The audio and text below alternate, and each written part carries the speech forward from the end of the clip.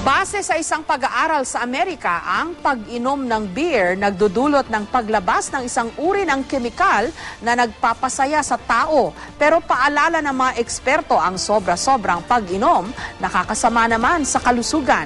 May report si Micaela Papa. Hindi na yata mawawala sa bawat selebrasyon ang masayang inuman. Pero para sa ilan, hindi naman daw ang todo-todong paglalasing ang habol nila kapag naglabasan na ng alak. Konti lang. Ano ba ang konti sa'yo ngayon? Basta nakatikim lang, ganun lang.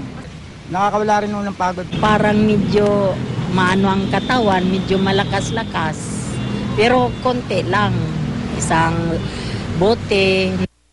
Ganito rin ang resulta ng isang experiment sa University of Indiana kung saan kahit pinainom lang ang mga kalahok ng katumbas ng isang kutsara ng beer, hindi pa nga sapat para makalasing, nagdulot na ito ng pag-release ng chemical na dopamine sa utak.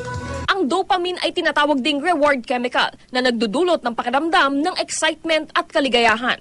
Lumalabas din ito kapag gumagawa ng anumang nakatutuwang aktibidad, gaya ng pagkain ng masarap o pag-eehersisyo.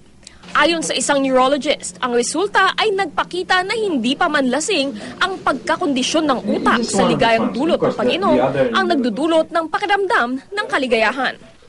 We call that mental cues. Somebody who, for example, that who loves to eat, it's because they derive pleasure when they eat. So the moment they just see, for example, the restaurant or the cafe, or even the smell of that thing, then there's a start in the release of dopamine.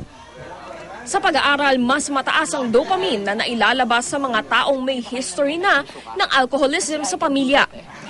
On one hand, those with family history, whose parents, maybe the father is an alcoholic, the children are genetically, their brain are wired. Mas madali silang matempt. Nagdudulot man ng pansamantalang kaligayahan, babala pa rin ng mga eksperto. Ang sobra-sobrang toma may masama pa ring epekto. Gaya na lang ng hypertension, stroke at pagbabago ng personalidad ng isang tao. Kaya naman ang kanilang payo, hinay-hinay lang sa pagtagay. Micaela Papa, GMA News.